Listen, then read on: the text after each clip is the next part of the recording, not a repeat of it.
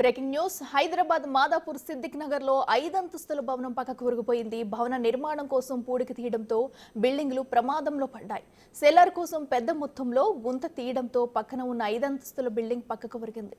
దీంతో స్థానికులు ఆందోళన వ్యక్తం చేస్తున్నారు. ఘటనా స్థలానికి జీహెచ్ఎంసీ హైడ్రా అధికారులు చేరుకున్నారు. చుట్టుపక్కల ఇళ్లను అధికారులు ఖాళీ చేయించారు.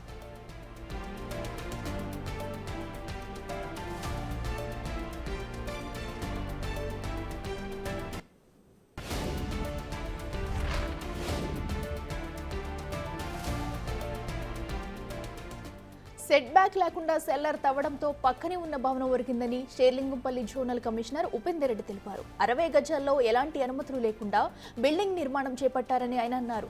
బిల్డింగ్ యజమానిపై పోలీసులు కేసు నమోదు చేశారు. ఇంజనీరింగ్ నిపుణుల సలహా తీసుకున్న తర్వాత బిల్డింగ్ కూల్చివేయాలా లేదా అనే నిర్ణయం తీసుకుంటామని చెప్పారు ఆయన.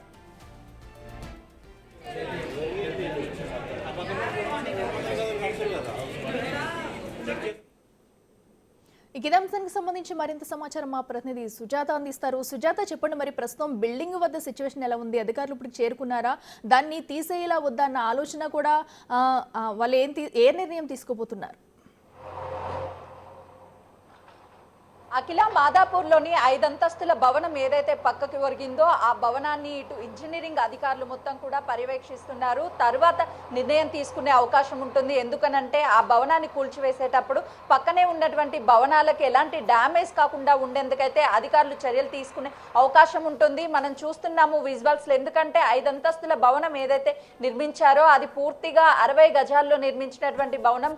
2 సంవత్సరాల క్రితమే నిర్మించారు. సాధారణంగా 60 గజాల్లో నిర్మించేటువంటి నిర్మాణాలన్నీ G+1 G+2 మాత్రమే ఉంటాయి. కానీ వీళ్ళు G+5 వరకు నిర్మించడం వల్ల ఇలాంటి సంఘటన జరిగిందా లేదు అంటే 60 గజాల్లో 5 అంతస్తుల భవనాన్ని అటు ఎవరైతే బిల్డర్ సహాయంతో కాకుండా కేవలము మేస్త్రీల సహాయంతో నిర్మించి ఉంటారు. అందుకే ఇలా జరిగిందా అనే దాని మీద కూడా అధికారులు అయితే మాత్రం పూర్తి స్థాయిలో ఆరా తీస్తున్నారు. ఇవంతా కూడా గతంలో 60 గజాల పట్టాలు ఇచ్చినటువంటి భూములు కావడంతో అటు వీటికి సంబంధించి 60 గజాల్లో నిర్మాణాలు చేసుకున్నప్పుడు వాళ్ళు కేవలము కొంతమంది అనుమతులు లేకుండా ఇష్టానురాజ్యంగా ఇలాంటి నిర్మాణాలు చేయడం వల్ల ఇలాంటి ఘటనలు జరుగుతాయి అని చెప్పేసి అటు చెప్తున్నటువంటి పరిస్థితి ఉంది. పక్కనే ఉన్నటువంటి ఏదైతే మనకు కనిపిస్తున్నటువంటి ఫ్లాట్ ఉందో ఆ ఫ్లాట్ కి సంబంధించి సెల్లార్ తీసేందుకు గుంతలు తవ్వుతున్నటువంటి సమయంలోనే పక్కనే ఉన్నటువంటి బిల్డింగ్ కి సంబంధించినటువంటి పిల్లర్స్ డ్యామేజ్ అవడం వల్ల ఒక్కసారిగా పక్కకు ఒరిగినటువంటి పరిస్థితి కనిపిస్తుంది. అటు అధికారులు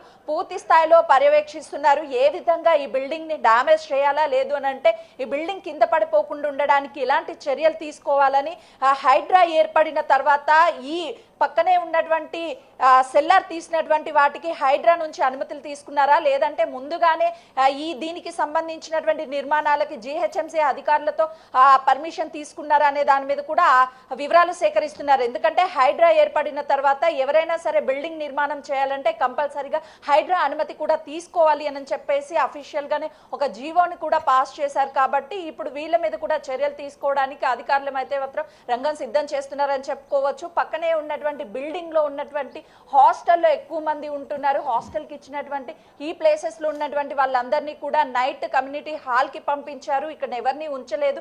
ప్రమాదం ఎక్కువ జరిగే అవకాశం ఉంటుంది కాబట్టి ఈ బిల్డింగ్ కి సంబంధించినటువంటి చుట్టుపక్కల ఉన్నటువంటి వాళ్ళందరినీ కూడా ఖాళీ చేయించినటువంటి పరిస్థితి ఉంది. మనం చూడొచ్చు సెల్లార్ కోసం తవ్వినటువంటి గుంత చాలా క్లియర్ గా కనిపిస్తుంది. అది పక్కనే ఉన్నటువంటి బిల్డింగ్లు ఏవైతే ఉన్నాయో ఆ బిల్డింగ్ కి సంబంధించినటువంటి పిల్లర్ ఏదైతే ఉందో పిల్లర్ మొత్తం డ్యామేజ్ అయింది. డ్యామేజ్ అవడం వల్లనే ఒక పక్కకి బిల్డింగ్ ఒరిగిపోయింది. కాబట్టి ఏ విధంగా దీన్ని తొలగించాలి అని అధికారులు అయితే మాత్రము ఇంజనీరింగ్ పర్యవేక్షణ ఆధ్వర్యంలోనే ఇదంతా కూడా ఒక నిర్ణయం తీసుకునే అవకాశం ఉంటుంది. ఇప్పటికే అటు జోనల్ కమిషనర్ మాట్లాడుతూ దీనికి సంబంధించి అనుమతులు ఉన్నాయా లేదా అనే వాటి మీద కూడా మేము ఆరా తీసాము. దాంతో పాటు ఈ పక్కనే సెల్లార్తో ఉన్నటువంటి వ్యక్తి మీద కూడా పోలీస్ స్టేషన్ లో కంప్లైంట్ చేసాము, ఎఫ్ఐఆర్ కూడా నమోదు చేస్తామని చెప్పేసి చెప్తున్నారు.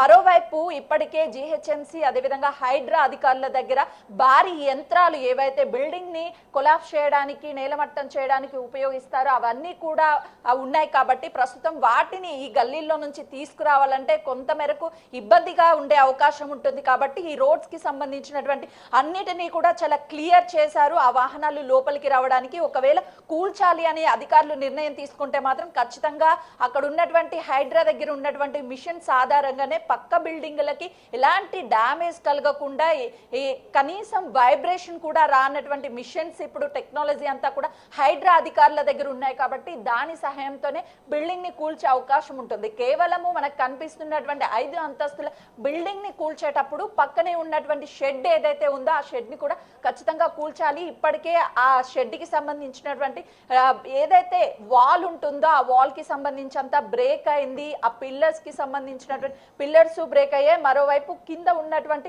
మట్టి అంతా బయటికి రావడంతో ఆ పైప్ లైన్స్ అన్ని డ్యామేజ్ అయ్యి ఒక్కసారిగా బిల్డింగ్ కింద అనేది సపోర్ట్ లేకపోవడం వల్ల బిల్డింగ్ త్వరగా కింద పడిపోయే అవకాశం ఉంటుంది. కాబట్టి ఆలోపే అధికారులు నిర్ణయం తీసుకొని ఏం చేయాలి అని చెప్పేసి ఒక నిర్ణయానికి వచ్చే అవకాశం ఉంటుంది. పక్కనే ఉన్నటువంటి ఏదైతే ఫ్లాట్ ఉందో ఆ ఫ్లాట్ కి సంబంధించి ఇక్కడ మట్టిని తీసుకువచ్చి మట్టితో మొత్తాన్ని నింపుతున్నారు, చదును చేస్తున్నారు. ఎవరికి ఎలాంటి ఇబ్బంది కలగకుండా అధికారులు అయితే మాత్రము డిఆర్ఎఫ్ టీంతో పాటు అటు జిహెచ్ఎంసీ హైడ్రా అధికారులు నైట్ నుంచి పోలీస్ బందోబస్తుతో పూర్తి స్థాయిలో ఇక్కడ ఉంచినటువంటి పరిస్థితి ఉంది.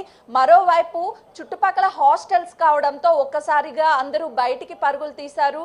ఇక్కడ ఉన్నటువంటి వాళ్ళు వెంటనే వాళ్ళకి ఎలాంటి ఇబ్బందులు లేకుండా బయటికి పంపించినటువంటి పరిస్థితి ఉందని చెప్పుకోవచ్చు. మరోవైపు ఈ రోజు 10 గంటల వరకు అధికారులంతా ఇక్కడికి వస్తారు. వచ్చిన తర్వాత ఏం చేయాలి ఏంటి అనే దాని మీద ఒక నిర్ణయంకి వచ్చే అవకాశం ఉంటుంది. మొత్తానికైతే మాత్రము గతంలో బహదూరాపూర్లో పక్కకే ఒరిగినటువంటి బిల్డింగ్ ఏదైతే ఉందో ఆ బిల్డింగ్ కి సంబంధించి పూర్తిగా నేలమట్టం చేశారు అధికారులు.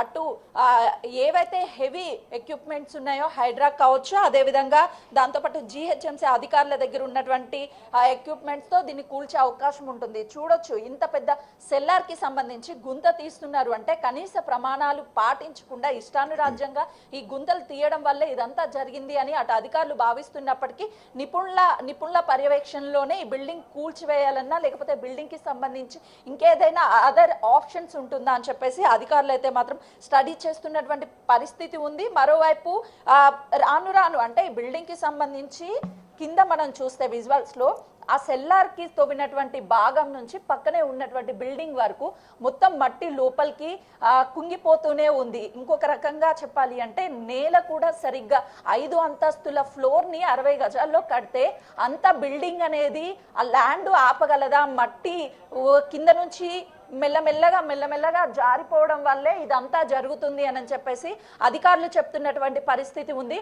మరోవైపు పక్కనే ఉన్నటువంటి రాళ్ళు అంటే సెల్లార్ కి సంబంధించి ఏవైతే రాళ్ళు ఉన్నాయో పాత బిల్డింగ్ అప్పుడు ఉన్నటువంటివి అవంతా కిందకి రావడం వల్ల ఇదంతా జరుగుతుంది అంటున్నారు. పక్కనే ఉన్నటువంటి సెల్లార్ గుంతని పూడ్చేందుకు క్రేన్ సహాయంతో ఆ మట్టినంతా కూడా పూడుస్తున్నటువంటి పరిస్థితి ఉంది. అంటే ఆ మట్టిని నింపడం వల్ల కొంత మేరకు సపోర్టెడ్ గా ఉండే అవకాశం ఉంటుంది. ఆ బిల్డింగ్ పక్కకి ఒరిగింది కాబట్టి కింద పడకుండా కొంచెం సపోర్టెడ్ గా ఉంటుంది అని చెప్పేసి సెల్లార్ గా తవ్వినటువంటి గుంత ఏదైతే ఉందో ఆ గుంతని కూడా మట్టి సహాయంతో పూడ్చేస్తున్నటువంటి పరిస్థితి ఉంది.